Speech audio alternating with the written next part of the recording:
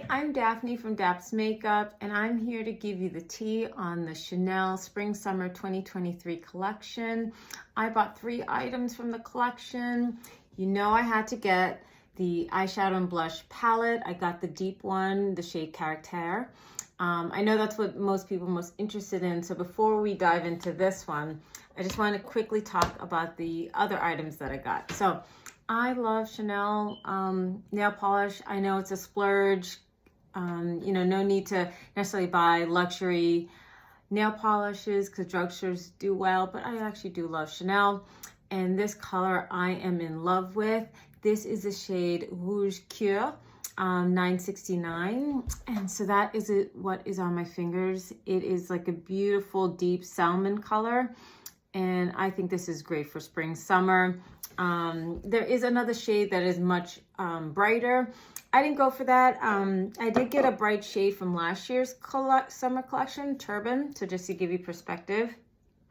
So this is much deeper, muted compared to Turban from last summer, or from just this past fall collection. This is Emotion, and so this one is much more muted. So I thought this was great to have. That's kind of like in the middle between these 2 shades. So I'm happy to add this shade to my collection. I know I'm one of the few people who actually love the newer Chanel mascara formula Noir Allure, but I actually do.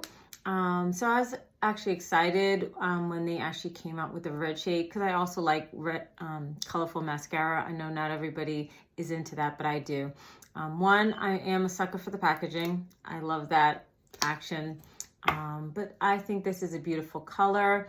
And it's not a scary red as far as I'm concerned. It dries down to a nice deep red color, because I love to put colorful mascara under my eyelash, on the lower lash line. So I actually did use it today on the lower lash line. So it's not a scary color to use.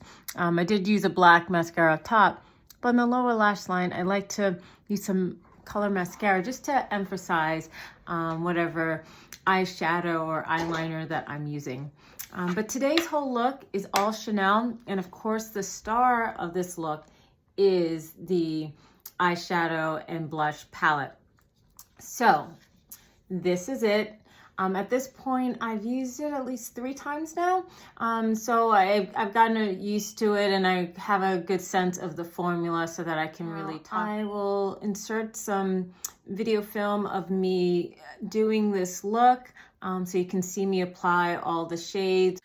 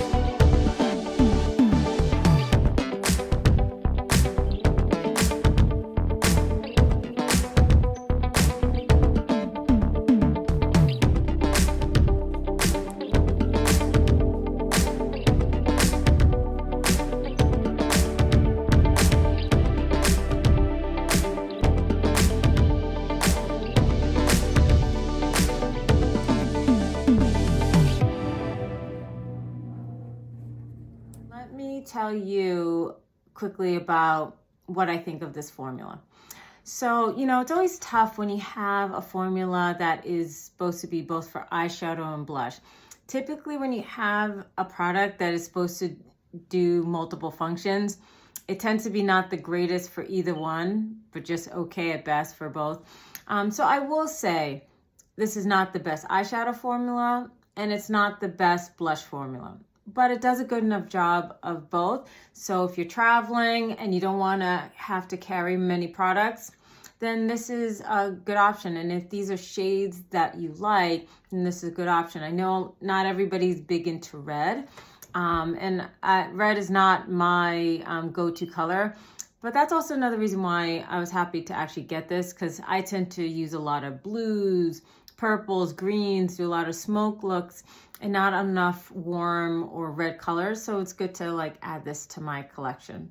So for that reason, it was good for me. But I know for everybody's skin tone, red is not always an easy color to work with, because I know for some, especially for fair skin tones, it might look a little sickly, but on my skin tone, red actually works really well for me. If you're wondering in terms of foundation shade, for reference, in Chanel, I'm BD 121. So let's really break this down and tell you what I think about this. So in terms of these shades, you're going to see in the B-roll, this shade actually does not work at all for me as a blush. This does not show up on my skin tone at all. And I'm even using a dense brush and it does not show up. So for fair skin tones, this might be a great blush shade for you, but for me, it is a complete dud. But I will say the saving grace is that it actually is pretty as a transition shade as an eyeshadow. So it is still usable for me as an eyeshadow, but for blush, it does not work at all for me. Now, these two shades do work well as a blush. Now, I will say you can kind of notice this is a very hard panned, it's a baked formula and it's hard pan. So it's not, it's going to be harder to pick up with certain brushes. So it's going to be really important to use a dense brush when you're using this blush palette. Blushes, my go-to blush is the Sonia G soft cheek brush, and this is what I love to use. So especially if I have a pigmented blush like Pat McGrath, I'm gonna go with this brush. But when I have any hard pressed baked blush or a blush that is just not that pigmented, that's when I go with a denser brush. In my case, I use the Wayne Goss 13 brush, and that's what I use for this, and that's how I was able to use this blush on my skin tone. So what I like about this shade, it has a smokiness to it.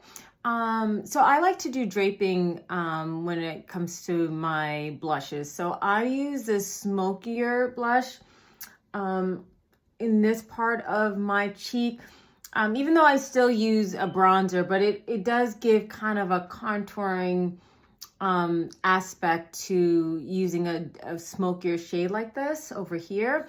And then on the apples of my cheek, I use this one, which is a much more brighter color, and that's what I use here on my cheeks. And I think these two work well with each other.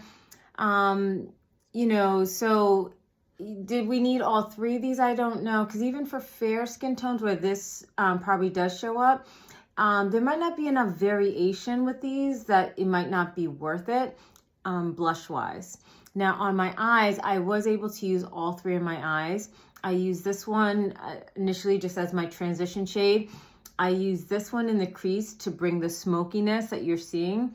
And then this bright red is what is all over my red, and it just gives a nice brightness, like a watermelon color, which I think is great for the summer. But you know, I think because of the smokiness of this shade, works even in the fall and winter. Now the highlighter, this formula is fantastic. This I love, whether it is on my cheeks or on my eyes. So you can see, and I am just in natural lighting. I actually have no special lights going on at the moment. and you can see the highlighter is beaming on me. And then I did a little bit in my inner corner. Another time I'm gonna have to try to use it on my lid or do a halo eye, but today I just did it in my inner corner. But this is a fantastic highlighter that works both on cheeks and as inner corner highlighter. So in terms of the size, it is similar size to the other Chanel oversized products that they've been coming out lately. Like this is the Oversized Healthy Glow Sun Kiss Powder, same size. Or if you got their highlighters from the holiday season, it is the same size. Now in comparison to their eyeshadow quads, you can now see the big difference in size. So there's a definite difference in size. And so you can see again, big difference in size between the new Oversized Blush and Eyeshadow Palette versus a traditional eyeshadow palette. So do you need this palette? Let me give you some dupes that you might already have in your collection if you're a big Chanel lover. Now, Rouge Profond is a blush that is similar to the red here. So if you have this shade, you might not need another all red blush palette if you already own this shade. In terms of the highlighter, if you bought the Or Rose highlighter, it's similar. And once again, you might not need it, especially if you own both the blush and the highlighter. They're not exact dupes, but they're in the similar family. Follow me on IG. It's Daps_makeup. On there, I have swatches of them and swatch comparisons. And that's the best place to follow me. I'm always swatching, posting makeup looks, using my products. So if you follow me there, I'll definitely keep you up to date with any products I have. And I love to give swatch comparisons and interact with everybody. So please check it out there. So just to sum up, is it the best blush formula? It's not the same as their OG blush formula. So I find the newer one harder to pick up. It was important that I had to use a dense brush with this blush palette. But at the same time, it still worked and it looks beautiful on me. So if you have the right brushes, you can work with this new blush palette.